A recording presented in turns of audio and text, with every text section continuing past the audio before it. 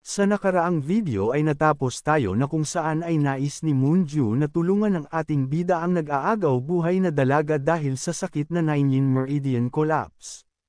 Kaya naman ay sinabi ni Yoon sa kanya gamit ang sound telepathy na hindi nito gusto na gumawa ng bagay na ayaw niya.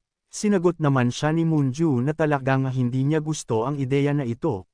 Ngunit kung titignan nila kung paano magmakaawa ang unrivaled sword na si Wang John, ay kung ang ama niya ang nasa kalagayan nito ay sigurado siya na ganito din ang gagawin niya, at nakakalungkot na ang ganiyang kagandang dalaga ay mamamatay lamang dahil sa sakit na 9th meridian collapse. Tinanong naman siya ni Yoon na kung anong maganda sa babae na ito, dahil para sa ating bida ay ito lamang ang pinakamaganda sa buong mundo. Sa narinig nito ay sinabi naman nito kay Yoon na huwag itong magsasabi ng mga ganong bagay dahil sa alam naman niya na kaya nito sinabi ang ganoon ay dahil sa nalulungkot ito para sa kanya. Sinagot naman siya ng ating bida na seryoso siya sa bagay na iyon, at para sa kanya ay siya lamang ang nag-iisa. Kaya naman ay sabi ni Moonju na titignan nito ang kanyang mga ikikilos, at magiging mabait lamang siya sa pagkakataon na ito dahil ang buhay ng dalaga ay sa kanya nakasalalay. Ngunit dapat ay ang mga mata nito ay sa kanya lamang na laging nakatingin. Malungkot naman na sinang-ayunan ito ng ating bida. Matapos ay nilapitan nito si Wang John, at sinabi ni Yoon na paano naman niya tatanggihan ang isang ama na humihingi ng tulong upang magawang mailigtas ang buhay ng kanyang anak. Kaya naman ay agad itong nagpasalamat at sinasabi na sana ay magawa nitong mailigtas ang kanyang anak. Sabi naman ng Divine Doctor na mabuti at gumawa na ito ng desisyon dahil kailangan na nilang magmadali, dahil kung matatagalan pa sila ng ilan pang oras ay kahit na ang pagbalanse ng yin at yang sa katawan nito ay hindi na magagawa pa na mailigtas siya, kaya naman ay nagtanong ang ating bida na kung ano ang dapat nitong gawin. Tinignan naman nito si Becky upang paalisan, kaya naman ay sinabi nito sa lahat na umalis na sila dito, dahil mukhang nais ng Divine Doctor na kausapin ng pribado ang kanilang Lord Xian Yoon, dahil dito ay agad naman na nagsipag-alisan ang mga ito. Nang makaalis na ang mga ito ay ipinaliwanag naman ng Divine Doctor kay Yoon ang mga kailangan nitong gawin upang magawang malunasan ang sakit nito. Matapos ay binalaan naman niya ang ating bida na kapag ginawa niya ito ay sigurado naman lalaban ng husto ang katawan ng dalaga, at maaring mauwi ito sa isang labanan ngunit ay hindi dapat ito tumigil sa kalagitnaan ng kanilang ginagawa. Matapos ay sinabihan ito ng Divine Doctor na sana ay magtagumpay ito, matapos ay umalis na din ang Divine Doctor matapos ng kaunting pagpapaliwanag. Sabi ni Yoon na tingin nito ay kailangan niya munang may pasok ito sa loob. Nang matapos na mailipat ng ating bida ang babae sa pribadong silid, ay napaisip ito na sabi sa kaniya ng Divine Doctor na kailangan nitong tanggalin ang pagpapatigil ng pressure points nito upang ang chi ng dalaga ay damaloy. Sabi nito na maaari talaga na magkaroon ng matinding laban kapag nagising na ito. Nang bigla naman itong napadilat, sa nangyari ay nagulat ang ating bida dahil sa hindi pa nito nahahawakan ang pressure points nito ngunit nagising na ito kaagad. Dahil dito ay nagpakawala ito ng malakas na yin energy at nagawang mapatalsik si Yoon. Agad naman na naramdaman ng mga nag-aabang kanila Yoon sa labas ang malakas na pressure na ipinalabas ng dalaga, kaya naman ay napasabi na lang si Heobong na mukhang inuumpisahan na ng kanilang Lord Xian Yoon na gawin ang bagay na iyon, dahil dito ay galit naman siyang tinignan ng iba pa nitong kasamahan na naghahantay sa magaganap. Matapos ay bigla naman na napaiyak dito si Moonju, kaya naman ay agad na nakatikim ito ng malakas na batok mula kay Ho Sang-hwa, nang bigla naman silang natigilan, dahil sa lumabas na malakas na yin energy na nagmumula sa kinaroroonan ng ating bida at ng dalaga. Kaya naman ay napasabi na lang si Ho Sang-hwa na mukhang ang mga bahay na nakapalibot ay magyayelo ulit. Sa nangyari ay agad naman na sumugod dito si Heobong dahil sa matinding pag-aalala sa kanyang Lord Xian Yoon, ngunit sinigawan naman siya ng Divine Doctor at pinapahinto ito sa nais niyang gawin. Sabi niya dito na nagising na ang dalaga kaya huwag na nitong balakin pa na lumapit sa kinaroroonan nila Yoon, dahil kung sakali na gawin ito ni Heobong ay magagawa nitong masira ang ginagawa ng dalawa at ang lahat ng ito ay mauuwi lamang sa wala. Nang lumipas ang ilang mga sandali ay napapatanong naman si Heobong na kung ayos lamang ba ang dalawa sa loob dahil mukhang parang naglalaban ang dalawa hanggang kamatayan, Nang bigla naman silang nagtaka dahil sa nagkaroon na ng katahimikan sa kinaroroonan ng dalawa. Sa loob naman ng silid na kinaroroonan nila Yuwon, ay sa isip nito na kailangan niyang may concentrate ang kanyang yang energy sa pagsasali nito sa kanya, at kung makagawa siya ng kahit na kaunting pagkakamali ay ang mga daluyan nito ay magyayelo at maaring mapatay niya ang dalaga. Kailangan niyang subukan na hindi talunin ang yin energy ng isang ito bagkus ay kailangan niyang tanggapin, kaya naman ay sinabi nito na kailangan niyang pagtuunan na ng atensyon ang pag-ikot ng yin energy nito sa katawan ng ating bida at may palabas ito. Kaya naman ay inumpisahan na niyang gawin ito, sa isip niya na maari palang magtaglay ang isang tao ng ganito kadaming yin energy sa katawan, at ang isang ordinaryong tao lamang ay hindi magagawang makayanan ito. Nang bigla namang nagkaroon ng kakaibang pangyayari sa katawan ng ating bida, kaya naman ay nagulat ito dahil sa ang heavenly demonic energy ay kinakain ang yin energy na lumalabas sa katawan ng dalaga at para itong isang halimaw na kinakain ang kanyang biktima. Kahit na kaya niya mapaikot ang nature's energy sa kanyang katawan, at sa ganitong estado, ay makakaya niyang matagalan ito ng higit pa sa kanyang kakayahan. Sabi nito na wala na siyang iba pang pagpipilian, kailangan niya na ibigay pa ang higit na yang energy niya sa dalaga upang makuha din ito ang higit pa na yin energy nito. Nang matapos, ay napansin naman nito ang kulay ng mga mata ng dalaga, dahil sa nagbalik na ito sa normal, at nararamdaman nito ang pagdaloy ng dugo niya na nagiging ayos na ang pagdaloy nito, at mukhang gumana ang kanyang ginawa. Ngunit bigla naman itong natigilan, sabi nito na nakakaramdam siya ng matinding lamig at parang ang mga dugo sa kanyang katawan ay nagyayelo, at hindi na ang dalaga ang nasa matinding panganib ngayon kung hindi ay siya na. Kaya naman ay sinabi ng nanomachine na papataasan nito ang temperatura ni Yuwon sa katawan, sa isip naman niya na hindi maganda ang nangyayaring ito, dahil ang heavenly demonic energy ay nagawang makain ang lahat ng yin energy, at ngayon ay nahihirapan siya na may palabas ito sa kanyang katawan.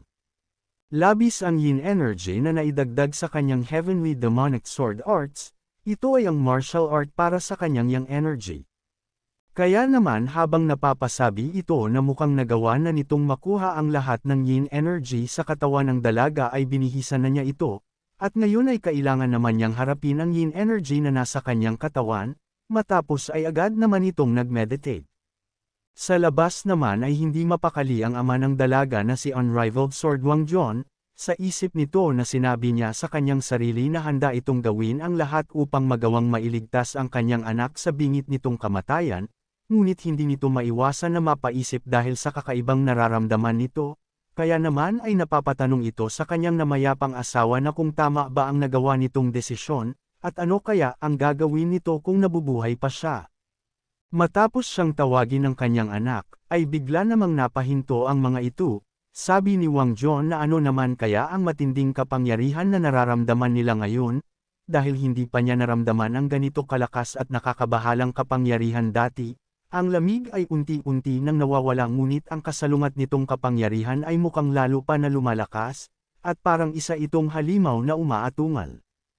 Sabi naman ng anak nito na mukhang may kakaibang nangyayari sa guest hall. Kaya naman ay napatanong si Wangjon kung naramdaman niya din pala ito, kaya naman ay agad nitong sinabihan ang kanyang anak na sumunod ito sa kanya, na agad naman nitong sinunod.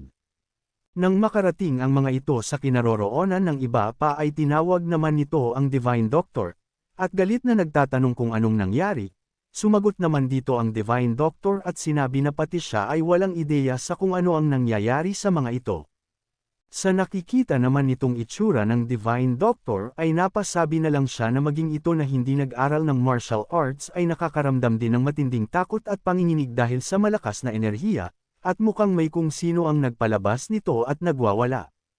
Nang bigla naman na mas lumakas ang pagpapakawala ng enerhiya, at sa nangyari ay agad na nawasak ang guest house na kanilang binabantayan. Kaya naman ay sinalag ng mga ito ang mga nagtalsikang mga tipak ng bato mula sa malakas na pagsabog, matapos na mawala ang mga usok ay bumungad sa kanila ang ating bida. Sa nangyari ay nagulat naman ang dalawa, si Moonju at Wangjon dahil sa pagkakakita nila sa mga ito, kaya naman ay agad na nagtanong ang ama nito kay Yuwon na kung ano ang nangyari sa kanila sa loob, ngunit hindi naman ito sinagot ng ating bida, kaya naman ay sinabi nito na wala na siyang iba pang pagpipilian kung hindi ang tignan ang sitwasyon ng siya na mismo. Nang makalapit ay tinanong nito ang ating bida na kung naririnig ba siya nito, ngunit nagulat naman ito nang titigan siya ng masama ng ating bida, at bigla siyang inatake nito na mabilis naman niyang nasalag. Sa lakas ng atake na nagawang masalag ni Wang John ay kitang-kita ang bakas nito sa sahig. Nagulat naman ang iba pa nilang kasama nang umabot sa kanila ang atake, kaya naman ay sinabi ng anak nito na lalaki na iwasan nila ito, matapos ay tumama ito sa pader na nasa malapit. Napatingin naman ang anak nito sa atake ni Yuhun dahil sa nagawa nitong magyelo ang pader matapos na tumama dito ang atake, napansin naman nito ang kanyang anak at napasabi na mukhang bumalik na ang kutis nito sa dati, at nagtagumpay sila sa paggamot, ngunit napapatanong naman ito na kung anong nangyari sa binatang ito. Ang malakas na enerhiya at ang lamig na mula sa 9th Meridian Collapse ay parehas niyang nararamdaman sa isang ito, at base sa nakikita niya sa kanyang mga mata ay mukhang may ginagawa ito kaya nawalan siya ng ulirat. Kaya naman sabi nito na mukhang isa itong chi deviation, para sa isang martial artist sa kanyang level na nagkaroon ng chi deviation ay isa lamang ang ibig sabihin nito, at ito ay ang kanyang kamatayan. Sabi nito na kailangan niyang gisingin ito agad, kaya naman ay agad nitong hinawakan sa braso ang ating bida habang tinatanong na kung naririnig ba niya ito. Nang bigla naman siyang inatake ni Yuhun na mabilis naman niya na naiwasan, sabi nito na maging ang anak niyang si Yogan ay maaring mapahamak dahil sa nangyayari sa isang ito dito, kaya naman ay kailangan niyang madala sa malayo ang isang ito, matapos ay agad naman na naghanda ito, sabi nito na sana ay maintindihan ng ating bida ang kanyang gagawin. Kung umabot ka na sa parte ng video na ito ay maaari lamang na i-click ang like at super thanks sa baba bilang pagsuporta. Maraming salamat. Matapos ay agad nitong inatake ang ating bida ng isang malakas na teknik, na nagawang palibutan si Yuhun, matagumpay naman niyang nagawa ito at naipalutang ang ating bida sa itaas gamit ang kanyang teknik. Namamangha naman si Heobong dito dahil sa hindi nito nagawang mapinsala ang kanilang Lord Xian Yuhun sa ginawa nitong pag-atake, at isa talaga siya sa 5 great martial artists. Sabi naman nito na matagumpay na niyang nagawang maipasok ito sa kanyang atake, ngayon ay kailangan na lang niyang dalhin ito sa lugar na walang tao, nang bigla naman na winasak ni Yuhun ang atake na nakapalibot sa kanya. Sa nangyari ay nagulat naman dito si Wang John, matapos ay tinitigan naman siya ng masama ng ating bida, at agad na sinugod nito ang unrivaled sword na si Wang John. Sabi nito na mukhang sa isip ng ating bida ay nakikita niya siya bilang kanyang kaaway dahil sa wala ito sa kanyang ulirat, at mabuti ito para sa kanya. Matapos ay mabilis naman itong umiwas sa ating bida at nagawang mawasak ang sahig, sabi nito na dadalhin niya ito sa mas ligtas na lugar malayo dito, kaya naman ay agad itong umalis na sinundan naman ni Yuhun. Habang sinusundan ito ng ating bida, ay agad naman itong kinuha ang kanyang White Dragon Blade sa di kalayuan gamit ang kanyang chi telekinesis. Tinawag naman nito ang kanyang anak, sa pagkarinig nito ay agad din niyang ibinato sa kanyang ama ang sandata nito. Nang makakita na siya ng ligtas na lugar upang kanilang paglalabanan, ay mabilis naman siyang inatake ni Yuhun. Napansin naman ni Wang John na mayroong malamig na aura ang nakabalot sa blade nito, sa lakas ng puwersa na ipinalabas ni Yuhun sa ataking ito ay nagsanhi ito ng malakas na shockwave at pagkawasak ng lupang kinakatayuan nila. Sabi naman ni Heobong na ang ganitong klaseng shockwave ay labis para sa Divine Doctor kaya naman ay napatalsik ito malayo sa kanilang tabi. Kaya naman ay agad na itong inilayo ni Heobong upang hindi na lalo pa na mapinsala sa mga susunod na mga mangyayari sa laban ng dalawa. Nagpasalamat naman ang Divine Doctor sa ginawang ito ni Heobong, ngunit napapatanong naman ito kung ang kanyang Lord Xian Yuhun ba ay nakakaranas ngayon ng isang chi blockage. Sa nagaganap naman na labanan ng dalawa ay napapasabi naman si Wang John na hindi maganda ang sitwasyon niya ngayon dito, dahil ang kanyang chi power ay parehas lamang ng sakanya ngunit ang lamig ay hindi nakakatulong dito, dahil sa tinutunaw din niya ang lamig gamit ang kanyang chi, at ito ay kaparehas lamang din noong nagwala ang kanyang anak, na hindi nito makita ang katapusan ng lamig na ipinapalabas nito. Napapatanong naman siya na kung hindi kaya ay nagawa nitong higupin ang cold energy ng kanyang anak imbis na may palabas ito, at bakit naman gagawin ng Lord ang ganitong klaseng katangahan. Dahil kahit na nasa level ito na kung saan ay may kakayahang maipaikot ang enerhiya ng kalikasan, at kung ang kagaya niya ay hihigupan ang napakadaming yin energy ay magsasanhi ito ng pagsasalpukan ng mga enerhiya sa loob ng kanyang katawan na magsasanhi ng isang chi blockage. Dagdag pa nito na ngayon ay wala na siyang iba pang pagpipilian kung hindi ay ang matalo lamang ito, kaya naman ay tinawag muli nito ang kanyang anak upang kuhanin ang isa pa nitong sandata, sabi naman ng kanyang anak na kanina pa ito naghahantay sa kanya upang tawagin. Sabi nito kay Yuwon na sana ay mapatawad siya nito sa kanyang gagawin ngayon, at sa likod ng ating bida ay mabilis na papalapit ang isang sandata ni Wang Jun na ginamitan niya ng kanyang teknik na Chi Control ang sword. Sa nakita naman na ito nila Heobong at Moonju ay napasigaw naman sila at pilit na pinapatigil ang unrivaled sword na si Wang Jun sa gagawin nito kay Yuwon. Ngunit bigla naman itong nasalag ng heavenly demonic sword ni Yuwon, sa nakita nilang ito ay nagtataka sila dahil sa gumagamit din pala ang kanilang Lord Xian Yuwon ng isang espada, kaya naman ay agad itong napalayo. Sa nangyari naman ay nakahinga ng bahagya sila Moonju at Heobong dahil sa inakala nila na ito na ang katapusan ng kanilang Lord Xian Yuwon. Matapos ay nagpakawala naman ang ating bida ng malakas na demonic energy sa espada nito bilang paghahanda sa isang malakas na pag-atake. Namamangha naman dito si Wang Jun dahil sa kakaibang estilo nito ng paggamit ng magkaibang uri ng sandata ng sabay. May napansin naman itong magkaibang aura sa dalawa nitong sandata, kaya naman ay napapatanong siya na hindi kaya ay nagagawa na nitong magamit ng sabay ang yin at yang energy ng sabay, at wala pa siyang naririnig na nangyari ang ganitong bagay. Nang bigla naman itong nagtaka dahil sa nawawala na ang malakas na aura sa katawan nito, nang bigla naman na natauhan ang ating bida. Ang heavenly demonic energy ay tumutukoy sa violent dark energy na nakapaloob sa heavenly demon sword. Hindi gaya ng iba, ang energy na ito ay parang may buhay at bayolente.